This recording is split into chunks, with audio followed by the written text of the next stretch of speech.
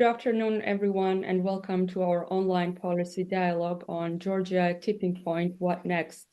My name is Iana Maisuradze, and I'm the Junior Policy Analyst of the Europe in the World program here at the European Policy Center.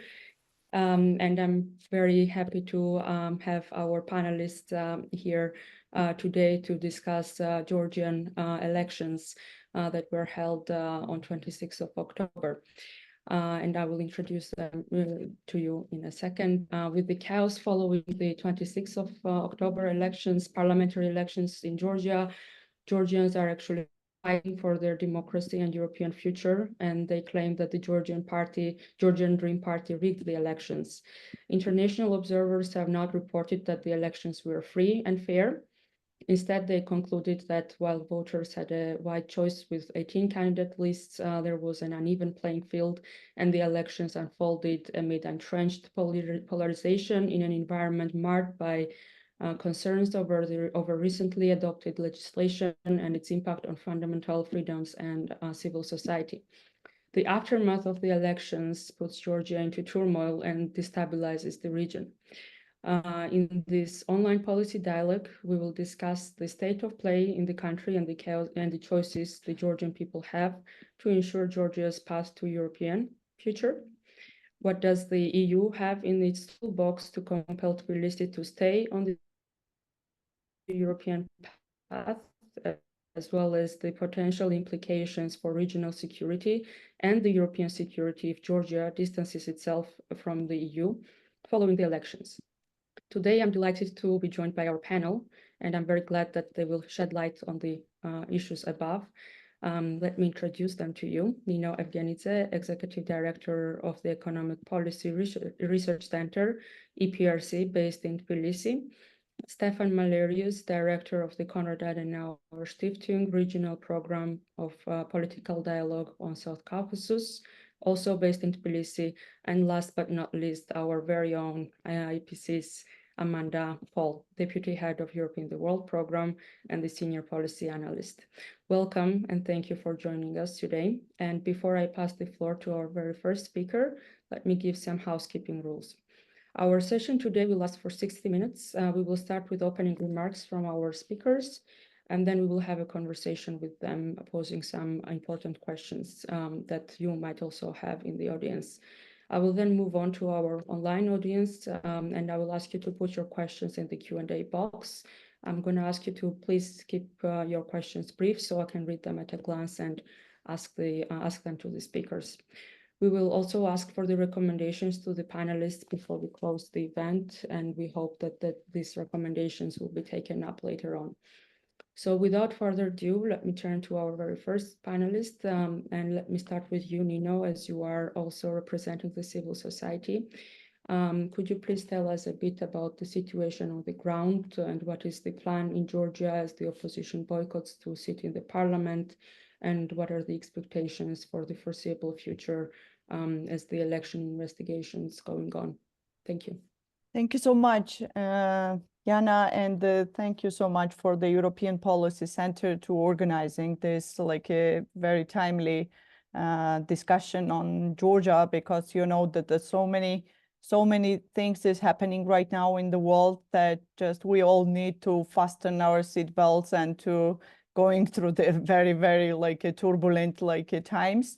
And the issue of the Georgia and the interest itself that we all understand, it's the things which is going right now in Georgia and what's happened in Moldova and the ongoing war in Ukraine, and you know that the things is happening in this region is really not different, and it's all related to each other.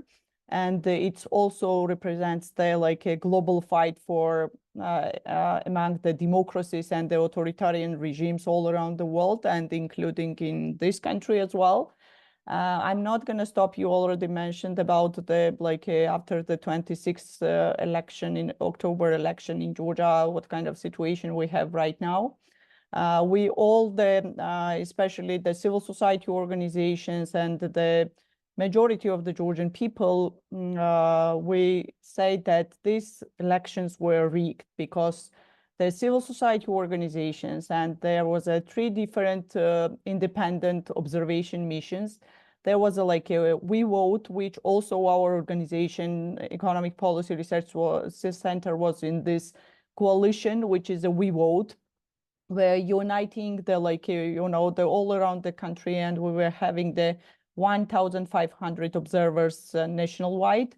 There was a EastFed observation mission up to 1,000 observer all around the country again. And there was a Young Georgian Lawyers Association, which were having somewhere up to 600 observers all around the country, which means that civil society organizations, together with the independent international observation missions from the International Republic Institute, NDI, and OECD, OBC, and the ODIHR mission, and also including the European Parliament Observation Mission and the Council of Europe and the NATO Parliamentary Assembly. There was a huge, the amount of the observers all around the world, inside a local and the international ones.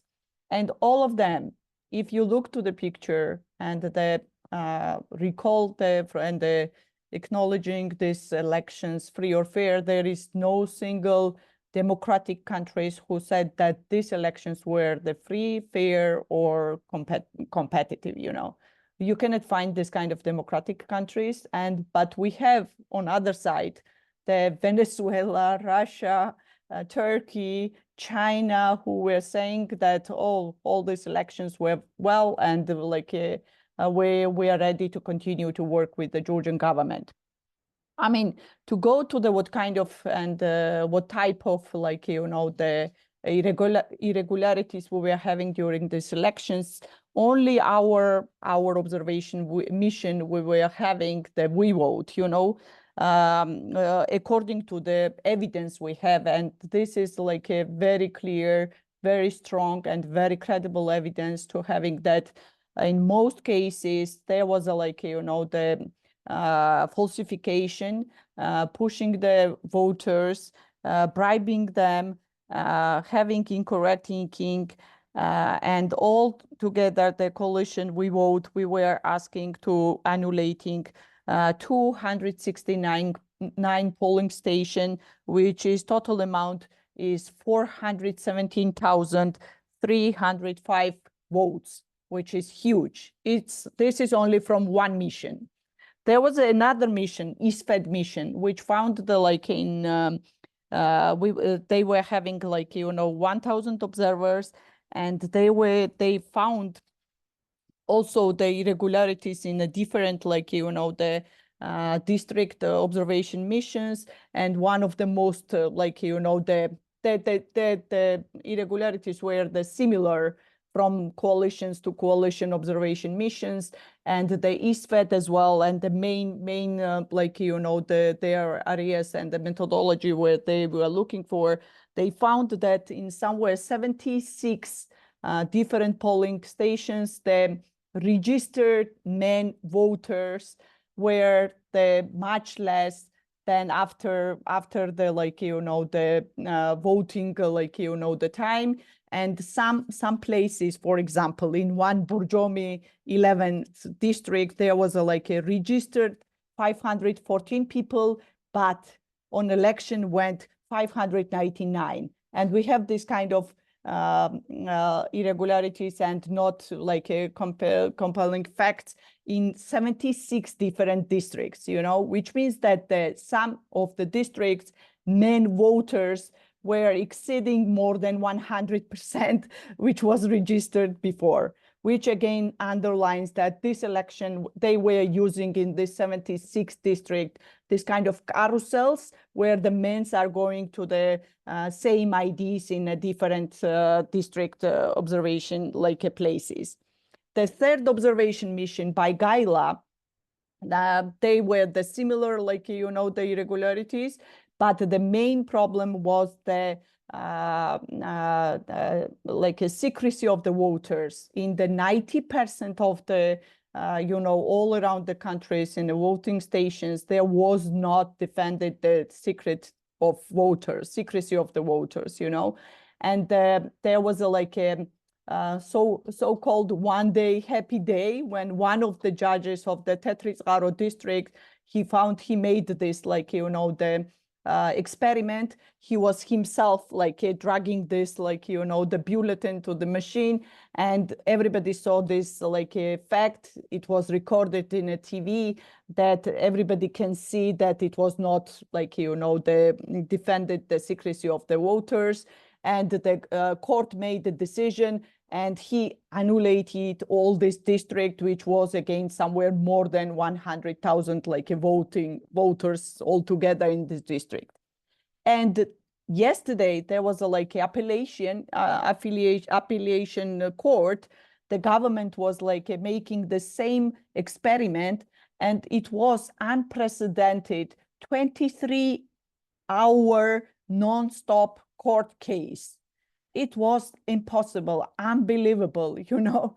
And this experiment again shows that it was not defended the secrecy of the voters, but because we are living in a you know, in a country where all institutions are captured by the one single Russian oligarch, Bidzina Ivanishvili.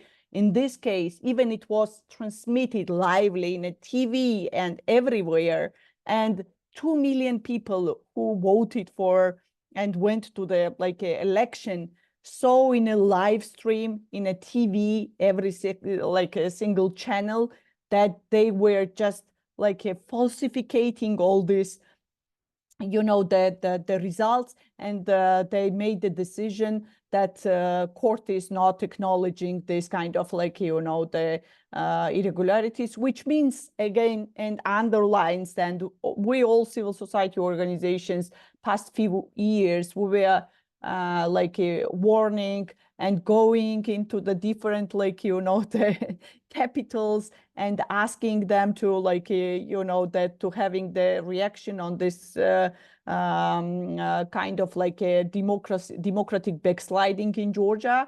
But unfortunately, at that time, it was not a case of discussion, which end of the day, we brought to this reality. Of course, as a civil society organizations and the cynicism of the like, you know, the kleptocratic regimes is that prosecutor's office, rather than like, you know, the putting the responsibility on the civil servants from the Central Election Commission or some other, like, you know, the entities which were responsible to organizing free and fair elections in this country. Instead of that, they are calling to the civil society representatives and asking them to say, and to having this kind of, like, you know, the pushing or the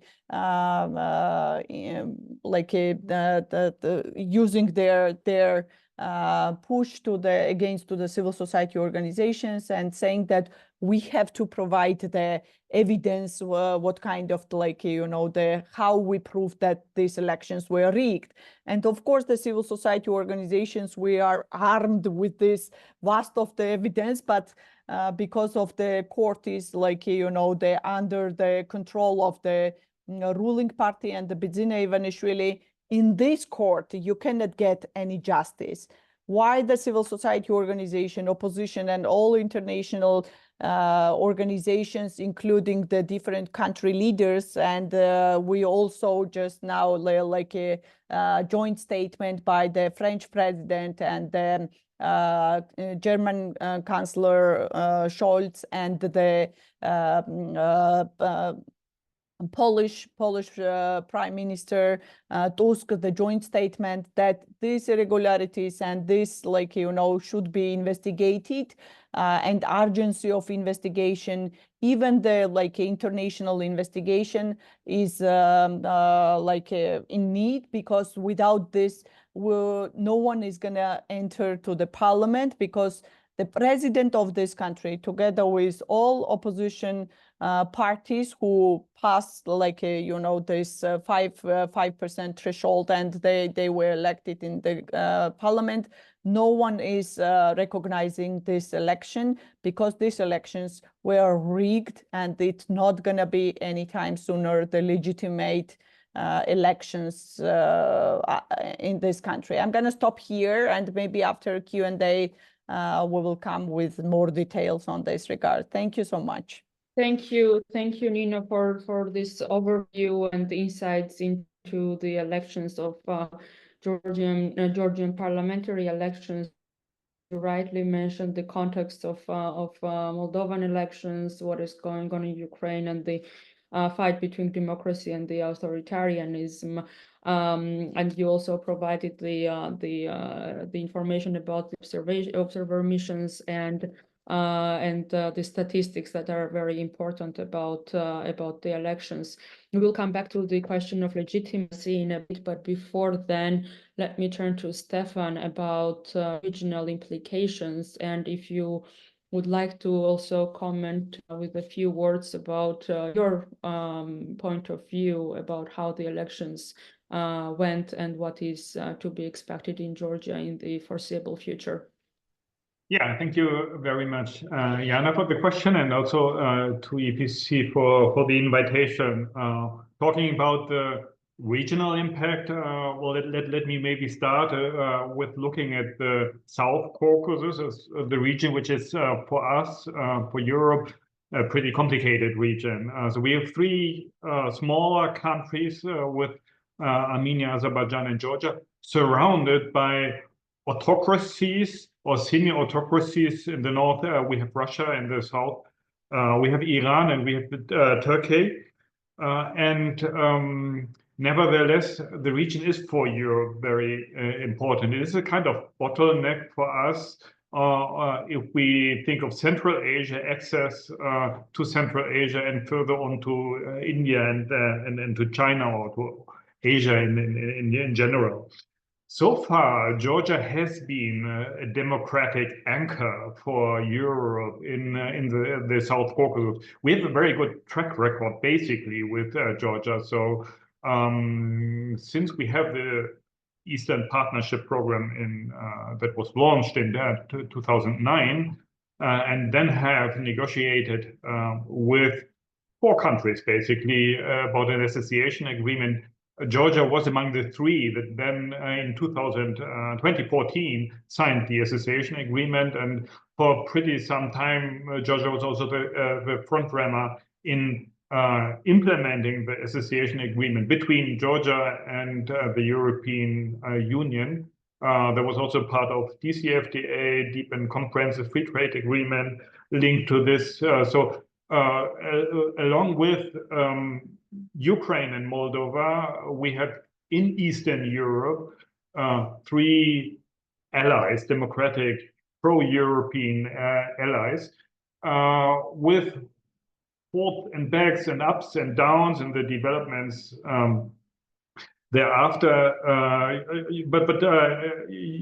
Georgia was the only sort of partner, obvious partner in the South Caucasus.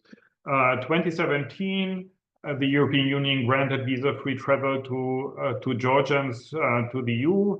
That had ever since a very big, I would say, impact on the Georgian society, because you have a new generation that emerged, and they were the driving force behind the protests that we saw in spring against the foreign agent law. So this Gen Z generation that was able to travel without visa to Europe since 2017, they really have been to Europe. They have been to Warsaw, to Copenhagen, to Amsterdam, to Paris, but they have not been to Russia, and they don't want to go to Russia. So they were sort of carrying this country forward to Europe, and then even I mean, and 2022, we, after Russia's invasion to Ukraine, there was a kind of political historic momentum of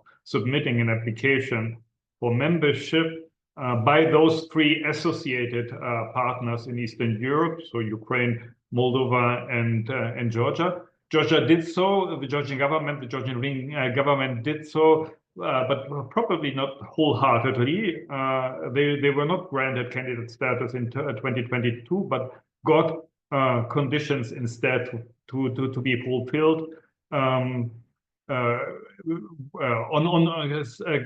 a kind of waiting mood. They were needed to fulfill 12 conditions until end of 2023, which they not did smartly or smoothly. So only part of the conditions were really fulfilled. Some of them were not fulfilled. Some of them were even not addressed. But nevertheless, Georgia got this candidate status in December 2023, which was a political decision and probably the right decision to be discussed. And then, well, we saw this the European democratic backsliding accelerating since April this year, with the reintroduction of the foreign agent law, the protests, and other legal packages that the Georgian Dream put forward against LGBTQI. There was an offshore law that was also not in line with what we are standing for in Europe.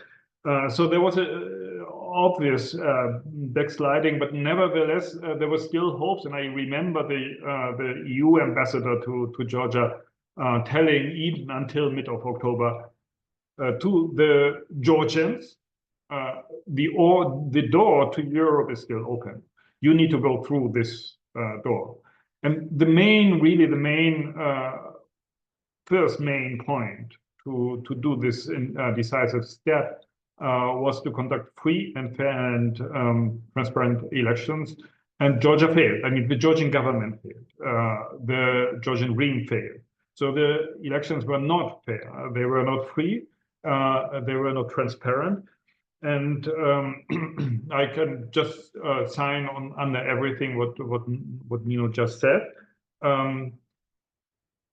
That is where we are, and the regional impact that you were asking for is also impacting on Armenia, which became increasingly pro-European over the last 3-4 years, I would say, maybe even since 2018 Velvet Revolution. But for Armenia, which is a kind of emerging second anchor for Europe, democratic anchor in the South Caucasus, the Georgian future, or the future path of Georgia, is decisive, is important, because without pro-European democratic Georgia, Armenia is just isolated and it is kind of cut off. Therefore, if Georgia, the Georgian Dream, the Georgian government decides not to continue its way towards Europe, then Armenia will have also big problems to maintain the pro-European sort of mood and also policy direction that they are sort of following of during the last couple of years. My personal assessment of what happened on the 26th of October, yes, elections were rigged and falsified. They are not reflecting by no means the will of the Georgian people. The results are not legitimate. They are completely not based on legitimate outcome, and so will be the new Georgian government. So where do we stand at the moment? So we until the 21st of November, the Central Election Commission has to announce the final result, and then we have 10 more days for the parliament to convene for its first session. And this crucial period will now show whether the Georgian Dream is pushing for just, while we ignore all the claims and all the court cases and all the calls for investigations by Europe, and just go forward with this illegitimate result and form a new government, that then, and this is then the ball on the European side, needs to be accepted, recognized, or not, rather not recognized. I would call for the European Union and the member states not to recognize neither the results, what nobody apart from Orban did, nor than the government. And here we are to consider what will that then mean in the future for Georgian-European relations. I stop here. Thank you. Thank you so much, Stephan, for your overview of the recent developments and also the recap of the Georgia-EU relations. Just a quick follow-up question, if I may, about the regional security. What can be the consequences for the EU to turn the question around if it loses Georgia as a partner in the South Caucasus? Yeah, thank you. Very good and very important questions. We might lose the whole region. If Georgia kind of falls, yeah, and if it is not in our camp anymore, then we have Armenia still. But as said, and the Armenians themselves, they understand this and see they see it in a similar way. Is too weak. And need to sort of really balance between EU and then Russia and Iran and the others. So we do not have an ally anymore in the whole South Caucasus. And as described initially, so we have Russia in the north, extremely aggressive, totalitarian country. We have the theocracy in Iran, not a partner of Europe either. And then we have Turkey, which is a difficult partner for Europe, still NATO member and so on. So these are the powers. China is trying also in Georgia, trying to get sort of boots on the ground as well. Also not a partner. So we will be losing the South Caucasus, and the bottleneck will be close actually for us with severe implications for our contact with Asia, with Central Asia, and so on. And also, I mean, Europe has been, if we are looking at the region, has been very active, increasingly active over the last 2-3 years. And we definitely have success stories like the monitoring mission that the EU deployed in Armenia in the beginning of 2023, contributing to an increase of security in the country, in the whole region between Armenia and Azerbaijan, but beyond as well.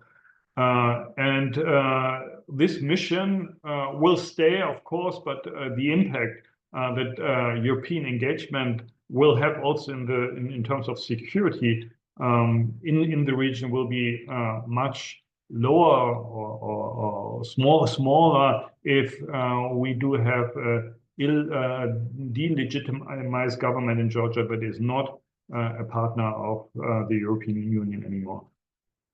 Thank you, Stephan, for this regional analysis as well. And let me turn to Amanda now from the EU perspective, with the regional importance of Georgia as a partner to the EU. What are in the EU's toolbox to compel Tbilisi to stay on the European path, and what could be the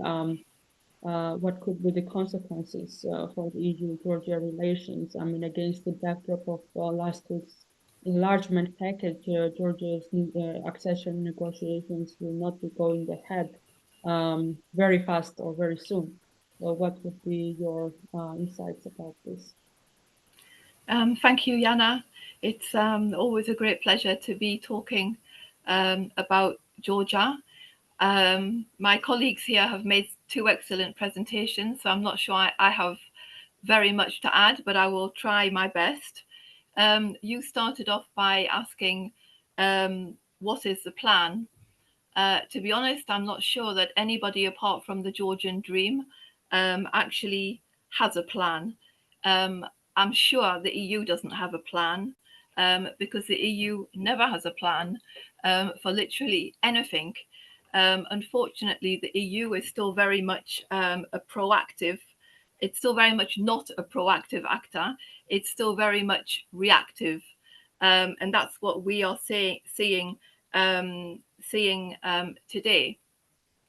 I think if we look at the situation on the ground, I mean, the bigger picture, what we're seeing is a continuation of a geopolitical battle that is now going on between Russia and perhaps some of our, let's say, countries in the world and the West, between the rules-based order and competitive multipolarity.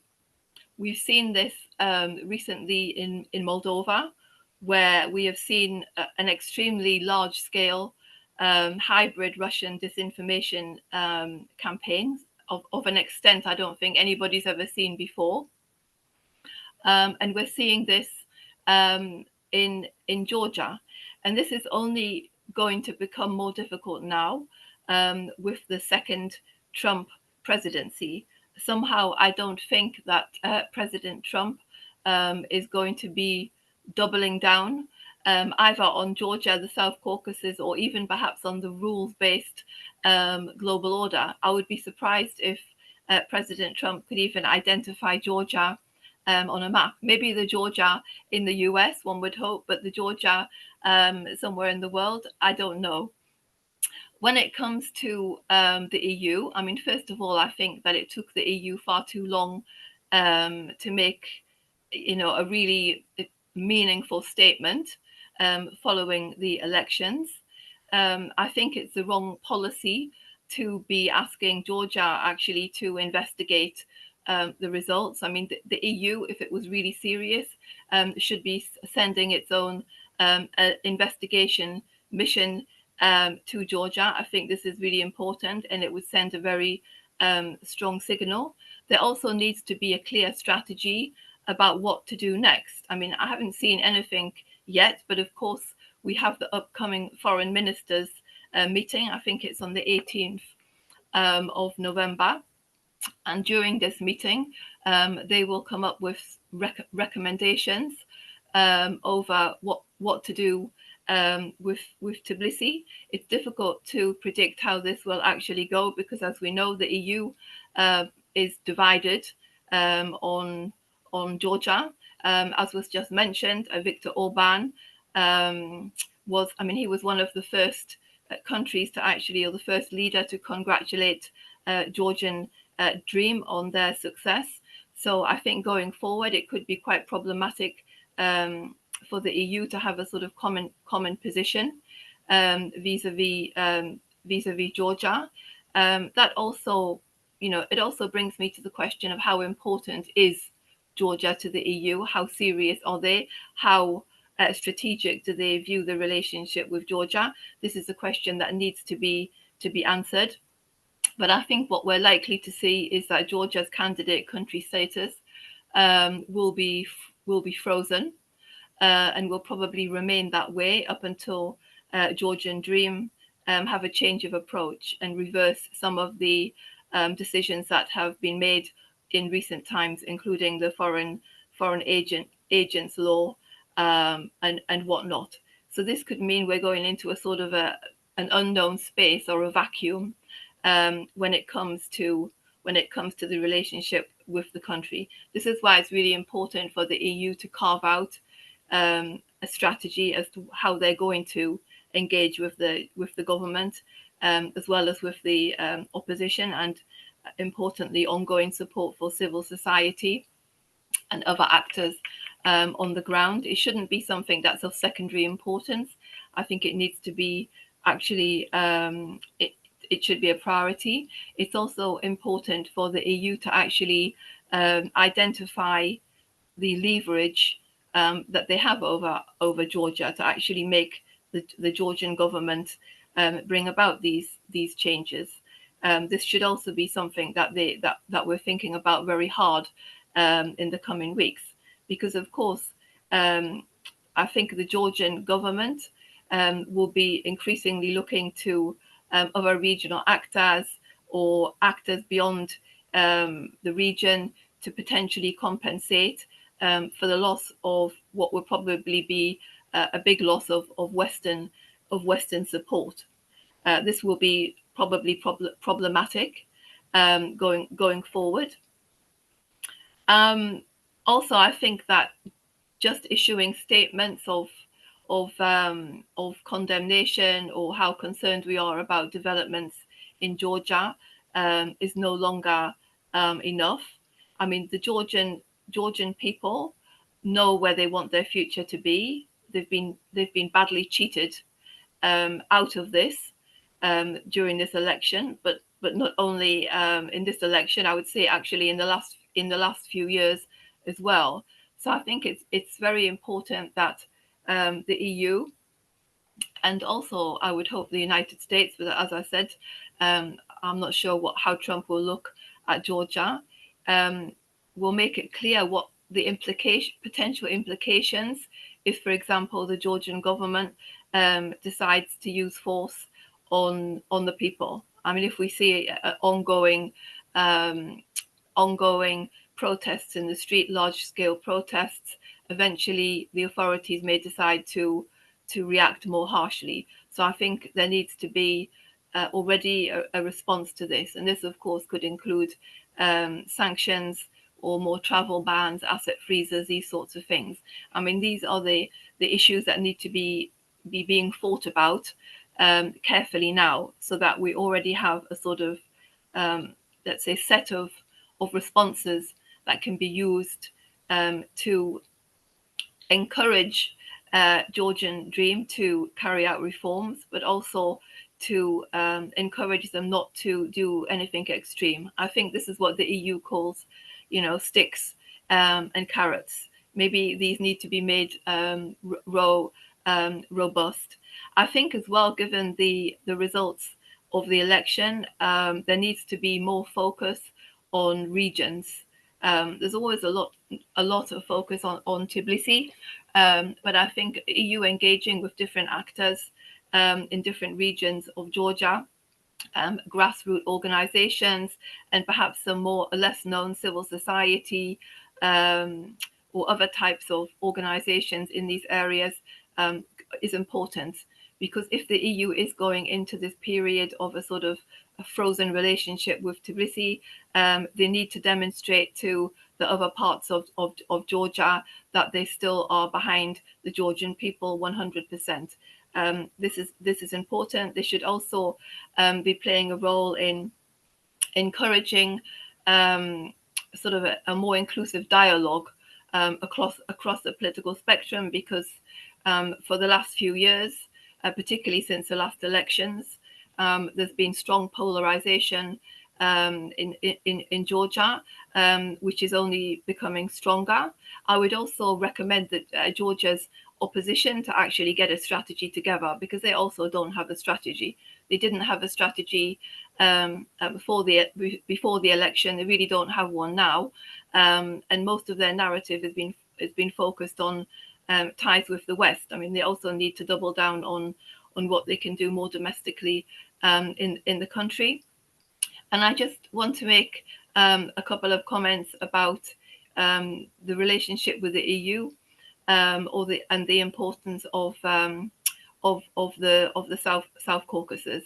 I mean, as was rightly said just before, Georgia has always been an anchor for the West in the South Caucasus.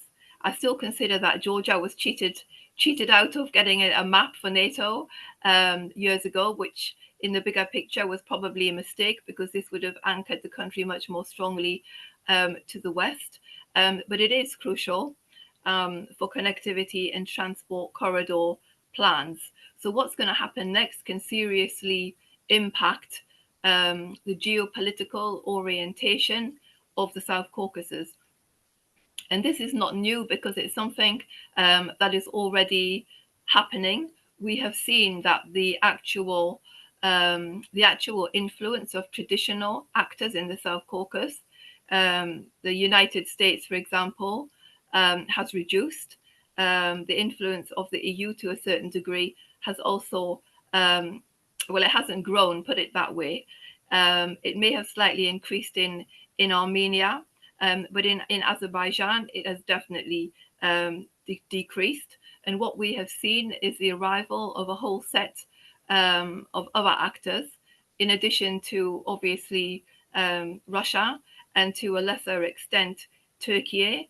There's a definite pivot to Asia. China is present in all three countries to an important extent, but also other Asian countries. For example, India is becoming a very important partner for Armenia. There is a growing interest from some countries in the Gulf to be more engaged. And as I said, the influence of Turkey, while still, I wouldn't say within the entire region, it's as influential as Russia, because Russia's influence has ebbed and flowed over the last couple of years. But Turkey has definitely got a growing influence. I mean, I don't particularly view this as necessarily a bad thing, although there could be some people that may challenge me on that. But I do think that the normalization of relations between Turkey and Armenia is important, and the same goes for the signing of a potential peace agreement between Armenia and Azerbaijan, because this will open up the region to the EU to be in the first place, but also to more Western engagement and investment. And I think this is a positive thing, and it's something that the EU and member states should definitely be doubling down on supporting. I mean, supporting more than they're doing now.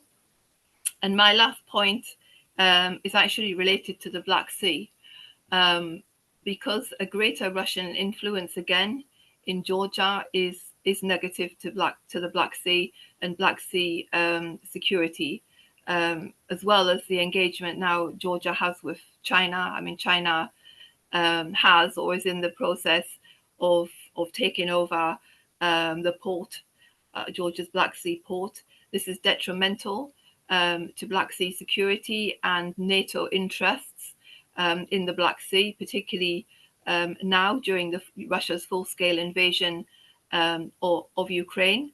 This is why the upcoming Black Sea strategy that is currently being put together by the European Commission is important. I mean, the Commission or the EU hasn't historically given a huge amount of strategic importance to the Black Sea, but this upcoming Black Sea strategy is important, and Georgia has an important role to play in Black Sea security. So being able to engage with Tbilisi in this is important. And my last point is vis-a-vis the enlargement policy as a whole. Who knows what's going to happen to Georgia's EU accession process? I mean, as we've seen, sometimes when dossiers get frozen, they never get unfrozen. Hopefully that won't happen. But in any event, I think it's really important that enlargement policy has a security element built into it. This is not the case at the moment, but having security policies separate to the enlargement policy is detrimental, because now this whole the eastern flank and the Western Balkans, both regions are faced with security challenges of different natures, whether that's Russia's full-scale invasion or hybrid threats. These policies and tools that the EU have need to be built into the enlargement policy, as well as these countries being integrated into existing EU tools into these areas. I mean, the EU talks about enlargement being a geopolitical imperative. This should also be an imperative to bring these two security elements into the enlargement policy. Thank you.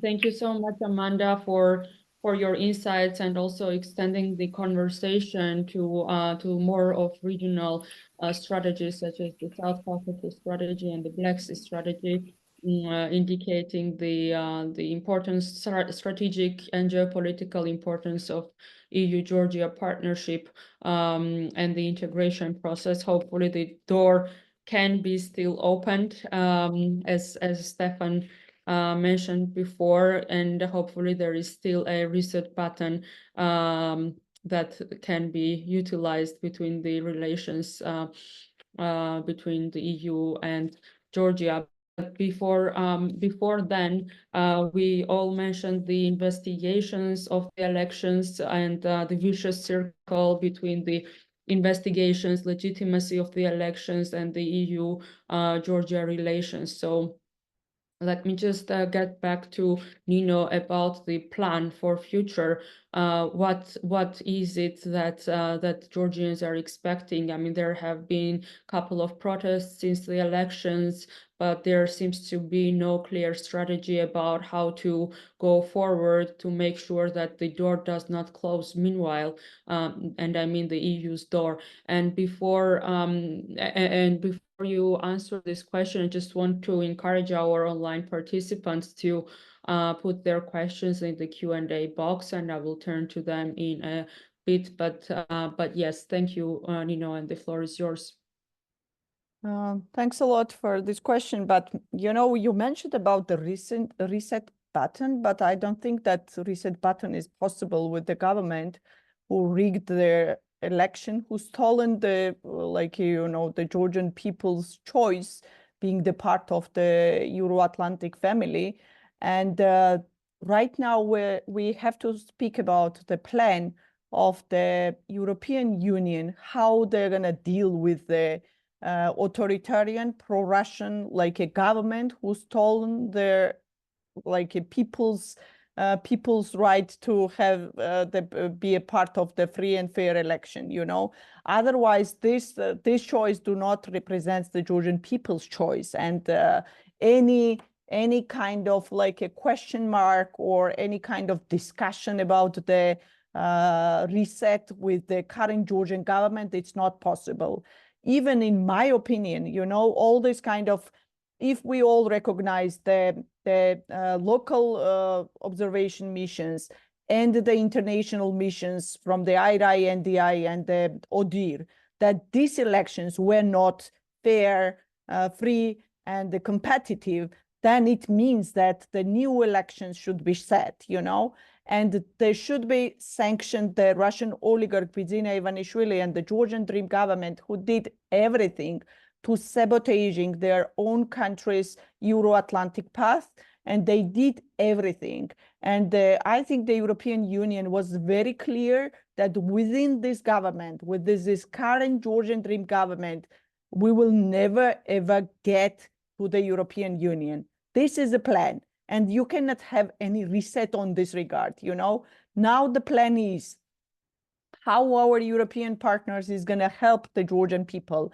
We know we don't need anyone's support inside how to fight for our rights, you know. We've done everything, especially the Georgian civil society organization, with our partners like the Konrad-Adenauer-Stiftung, because we were having this project all around the Georgia, like, you know, to promoting the European values and the European, like, you know, the lifestyle and everything. And we were meeting the hundreds of thousands of people within this, our project, joint project with the Konrad-Adenauer-Stiftung.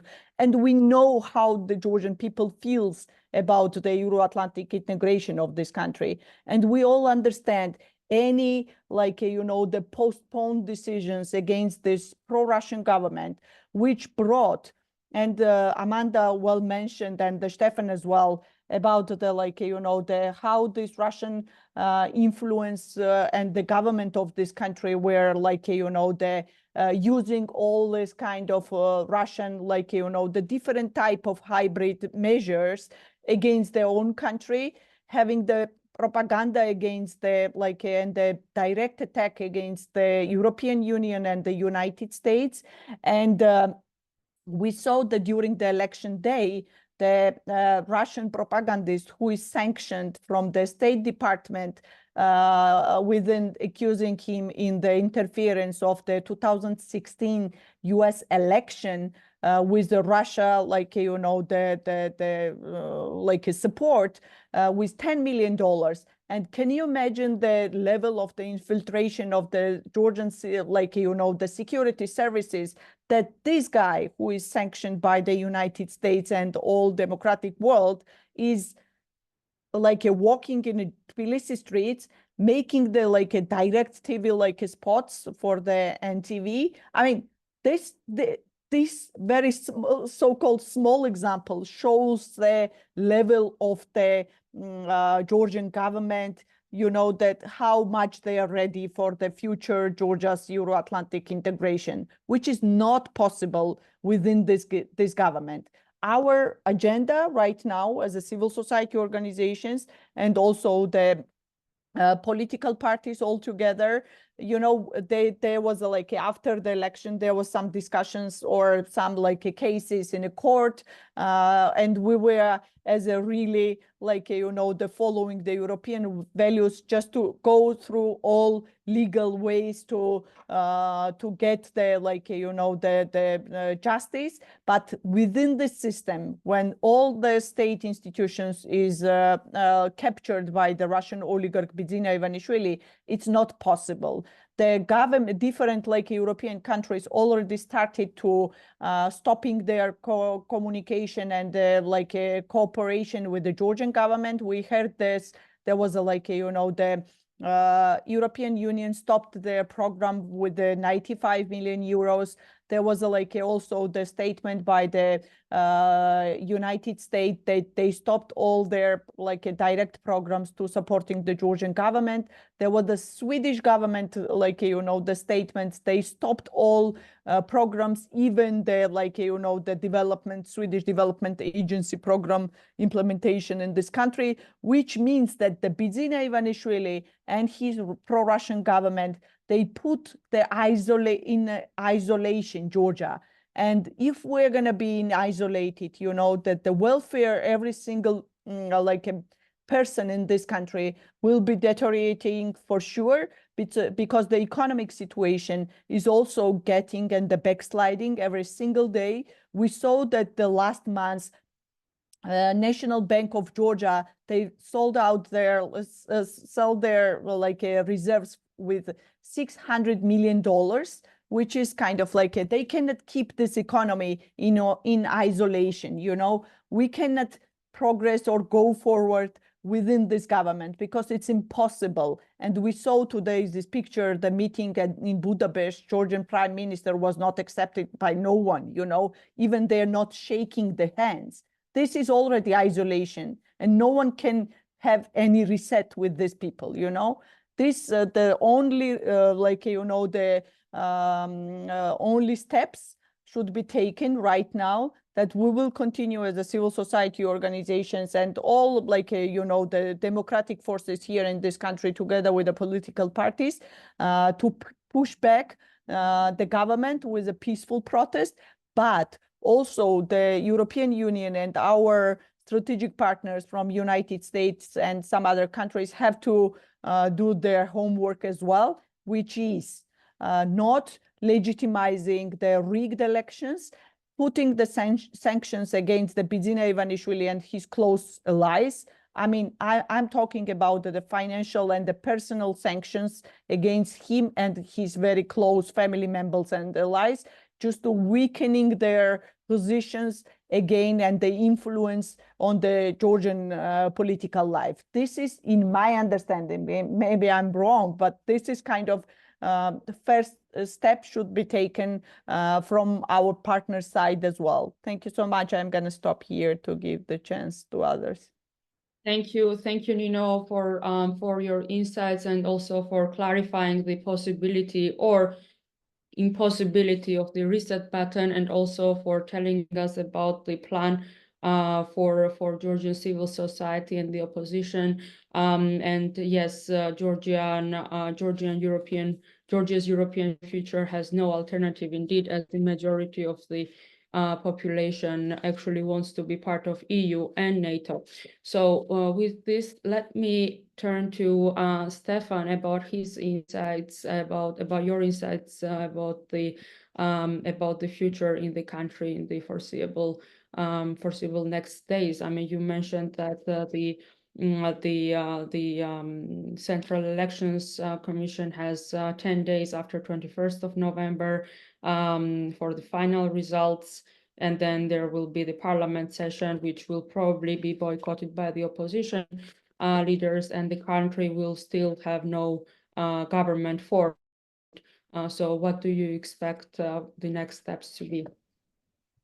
Yeah, thank you, Iana. I think we have two scenarios that might unfold, and there is well, maybe in between these scenarios we can imagine that things will develop. It's a best and a worst case kind of, and it's very much about the reaction now of the EU. So is the EU recognizing the elections, yes or no? So if the EU says, okay, elections were falsified and they were not nice, but from, I don't know, geopolitical perspective, we need Georgia and we need to we cannot allow Georgia drifting away towards Russia.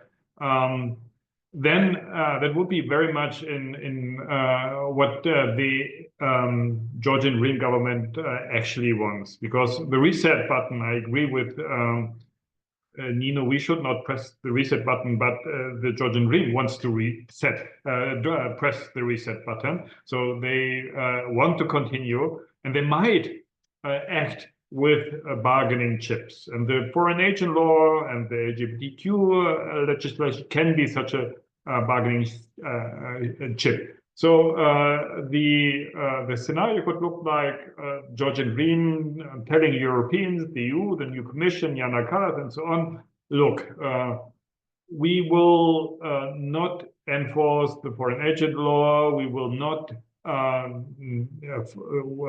sanction or destroy the opposition. We will not touch civil society, but you accept the election results and accept us as the new government. Then you might think of, okay, nobody is happy, but we can sort of trying to well, reset relations or move in one way or the other towards bringing Georgia closer to the EU.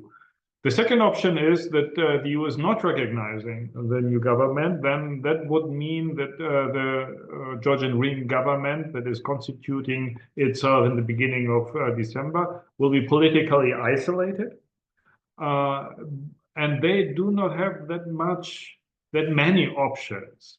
If the EU is not talking to the new government, then who should they talk to? Armenia, Azerbaijan, okay, but they are small. Russia, it is complicated. Iran, not that much. Turkey is also focusing on other things. China is far away, India, and so on. Yeah, so they would be politically isolated, and that could lead to them cracking down really on civil society. So this Nuremberg process that Evgenidze wanted to lead against the political opposition, and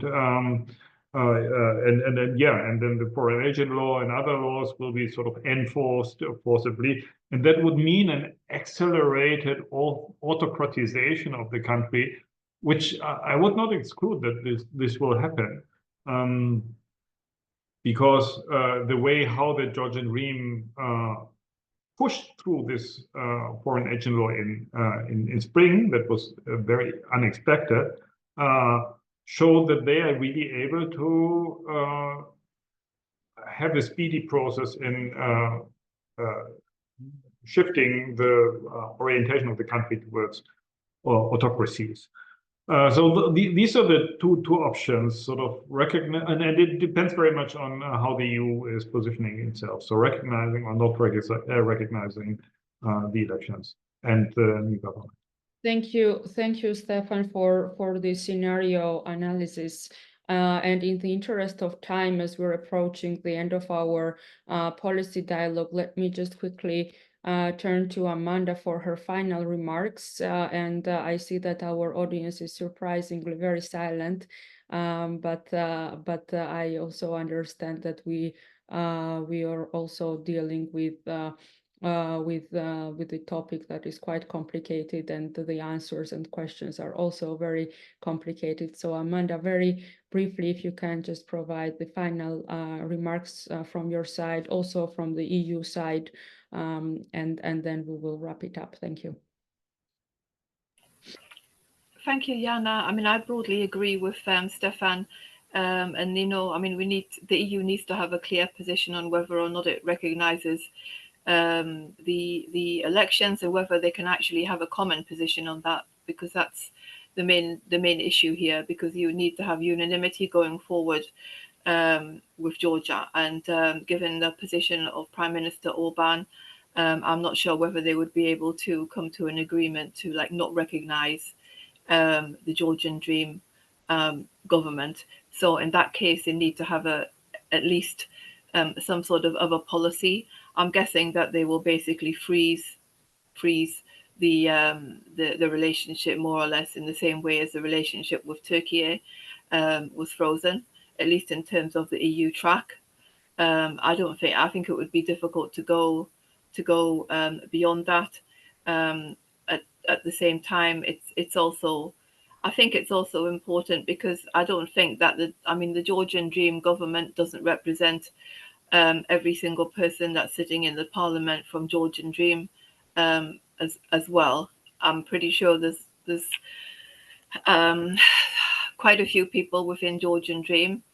Maybe they're not able to speak out or whatnot, who don't agree with what's happened. But in either case, we shouldn't leave the country. We shouldn't isolate Georgia. I think this would be a strategic error, particularly given the new geopolitical era that we're living through in this new fragmented world. So they need to find a way to cool off ties with the government, but at the same time continue to lure them back into a more reform-orientated way, and to revoking some of the decisions that have been made, while also continuing to support civil society and other democratic actors in the government, in the country, sorry, and also continuing to focus on ways to depolarize politics in Georgia. I mean, the EU tried it last time in 2020, 2021. We all know what happened there. It's a very toxic atmosphere, and there's a lot of work to be done here. But at the end of the day, it would be a mistake to isolate Georgia. Thank you, Amanda. Thank you, Nino. Thank you, Stephan, for your invaluable insights and analysis about what is going on in Georgia and what we should expect next. Definitely, the questions on table is about legitimacy of the elections, the urgency of investigating, and also how the EU reacts to what is going on right now and goes forward with Georgia, with Georgian government, and also considering the regional and geopolitical importance of the country. We will continue working on Georgia, on South Caucasus, on the Black Sea region at EPC. We will also provide more recommendations about how to go forward for the EU, about how to go forward with Georgia, and also we will keep you updated about how it goes with EU and Georgia relations. Hopefully with better news in the next iteration of our policy dialogues. Thanks again so much, and I wish you a wonderful afternoon in Brussels and evening in Georgia. Thank you. Thank you so much.